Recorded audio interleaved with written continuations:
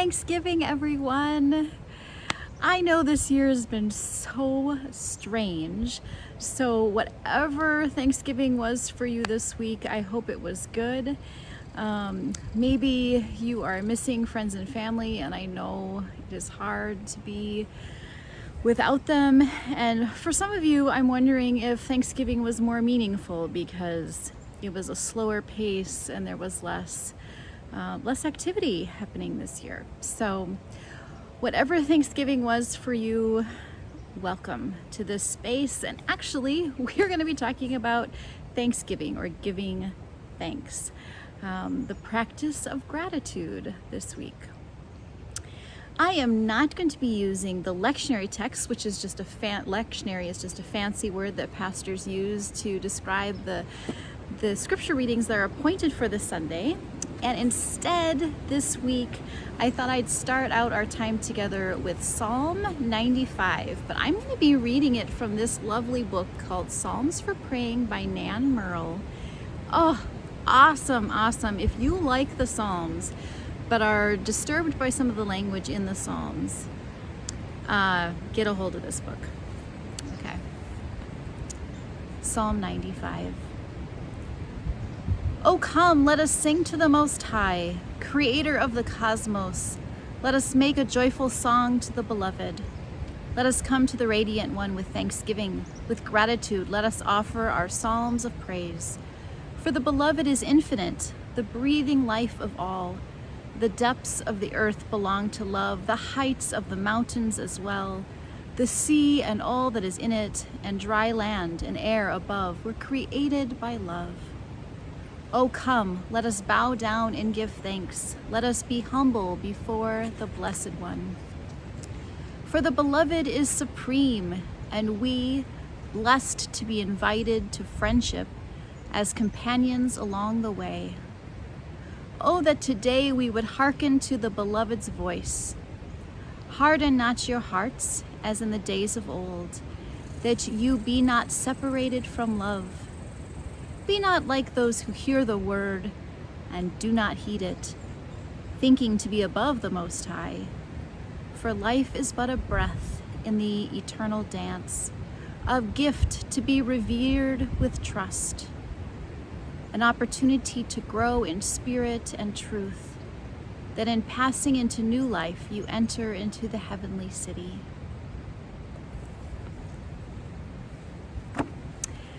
So I'm aware today of my own feeling of gratitude for being able to record outside, and part of that is that sometimes it's super sunny, sometimes it's not. So I may be a bit distracted by that, but hopefully you won't. Have you ever noticed how gratitude seems not necessarily connected to one's circumstances? For example, do you know somebody who has like everything they could ever want, everything they could ever need, and everything they could ever want, and more, and yet they always have this nagging sense of not having enough?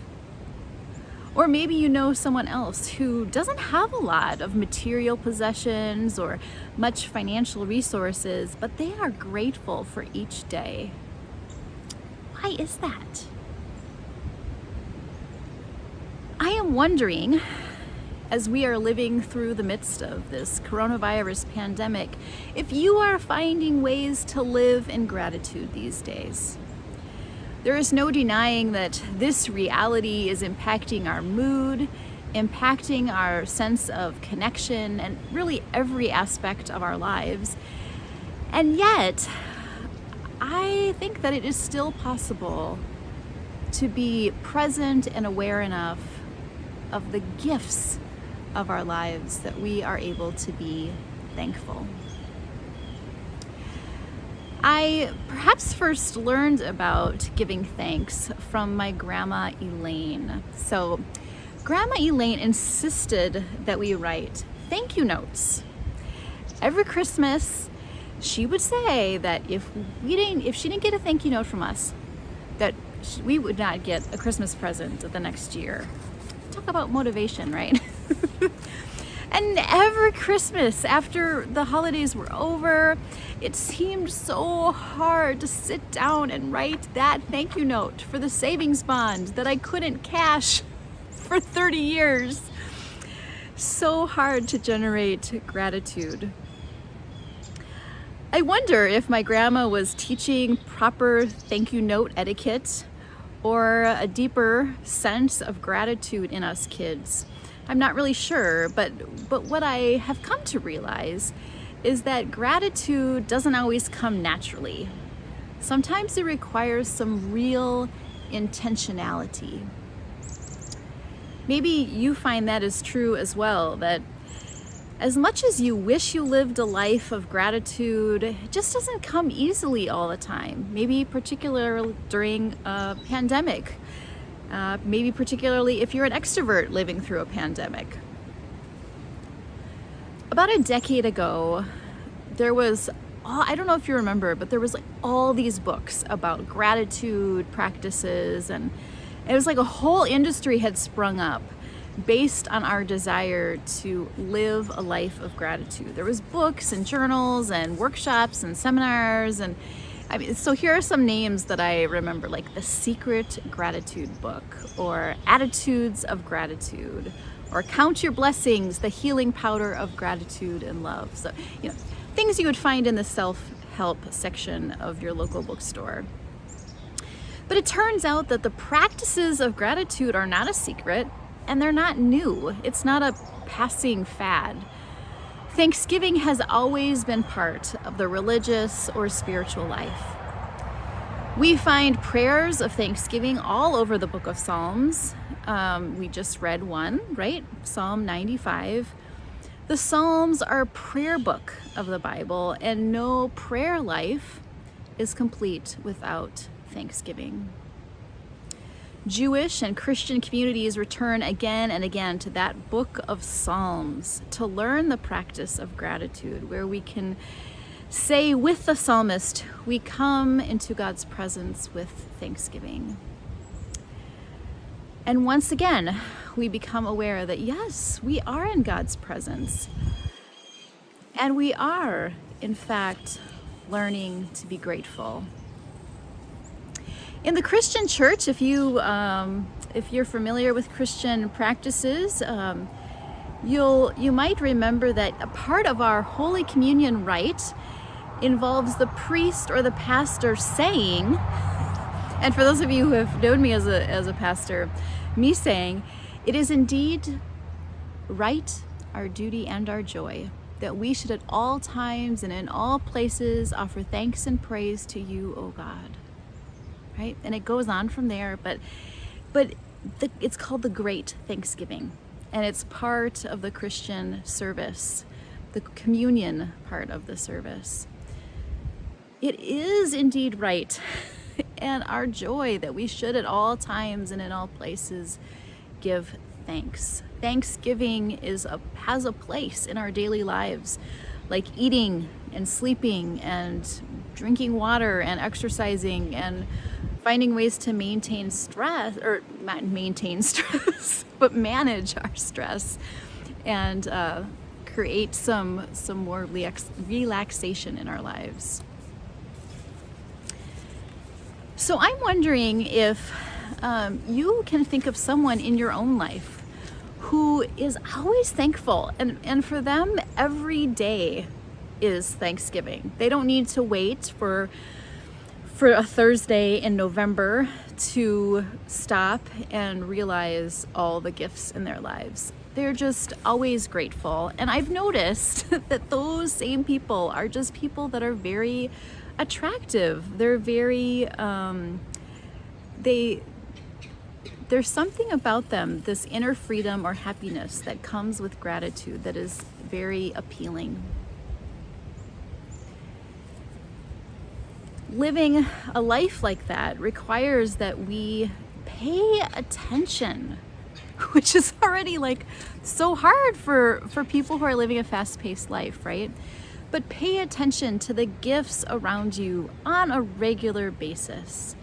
To notice I'm noticing right now the sounds of the birds, noticing the crunch of the leaves underneath your feet, noticing the sunshine that is warming me up on this November day, noticing the cool breeze, noticing how great it is to wear a down vest and to have that, and sometimes even like noticing like how amazingly delicious that soup is as you're eating it, right? So just noticing those small things that bring such joy to our lives, and then to take the time to express gratitude for those things. Not just notice, but to, whatever your higher power looks like, to just be like, thank you. And when I see animals, when I see deer, I usually just like go like this, like my namaste thing at the end, just thank you. I am so grateful that I got to see that deer, because it's not an everyday kind of thing. Of course, if we are embracing a life of gratitude, we're doing this in a culture in which we are constantly being encouraged to worship money, to spend money, to fuss over our food, to want more, to get more, to listen. We listen to advertising all the time, and those messages swirl around us. And sometimes we notice that we get in a space where we feel like we don't have enough. And so we become, without us being even aware, more and more ungrateful, and more wanting more. It has always been ironic to me that Thanksgiving comes right before Christmas, and so it's right around Thanksgiving time that I am trying to figure out what Christmas gifts to give to other people. It's about that time of the year when other people start asking me, hey Gwen, have you thought about, do you have a wish list? And so sometimes Thanksgiving gets kind of overshadowed by this sense of like, I need to want something more because I need to give this person something to get me for Christmas. So I thought today, as a way of encouraging or fostering our desire to be grateful people, I would invite you into the practice called the Prayer of Examen, which was created by and taught by St. Ignatius of Loyola. And it provides a intentional way, a structured way to look back on a period of time, and to be, it's not just Thanksgiving, it's a balanced practice. It offers time to think about what you're thankful for, but also what you're not thankful for, right? And one of those may be easier for you than the other. So these are the steps to the Prayer of Examen. First, you just remember you are in the presence of God, calm yourself, quiet yourself. Then you ask, what am I least grateful for? And this can be over the last day, the last week. We're actually going to look at the last 8 months, or kind of since mid-March during this pandemic. What are you least grateful for during that time?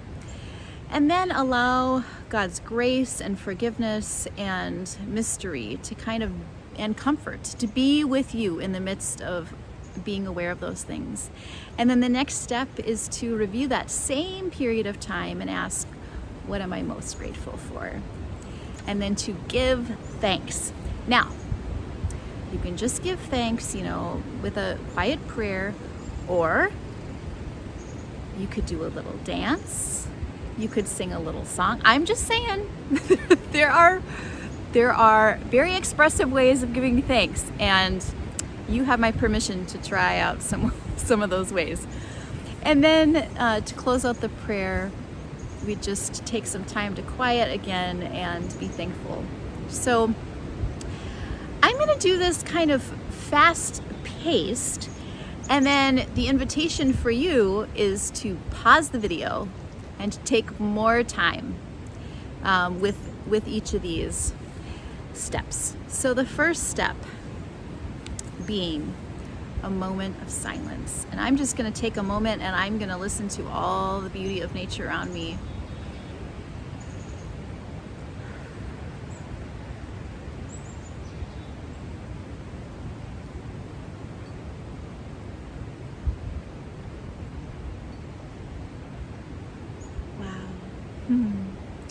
And the next step is, what am I least grateful for in these last 8 months? So I'm going to ponder that for a moment, and when you can pause this, and when you're done, you come back to me, okay?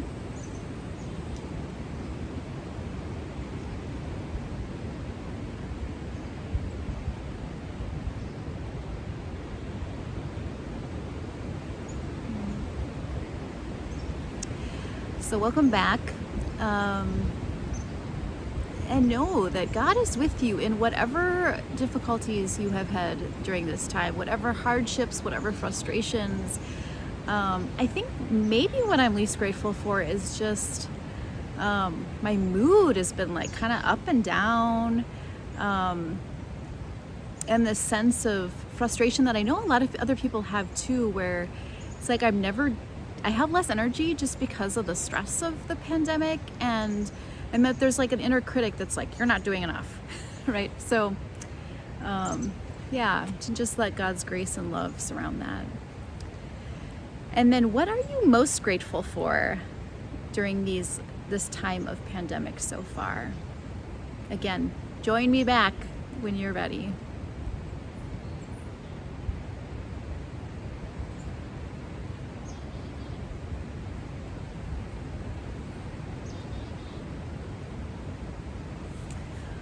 Welcome back.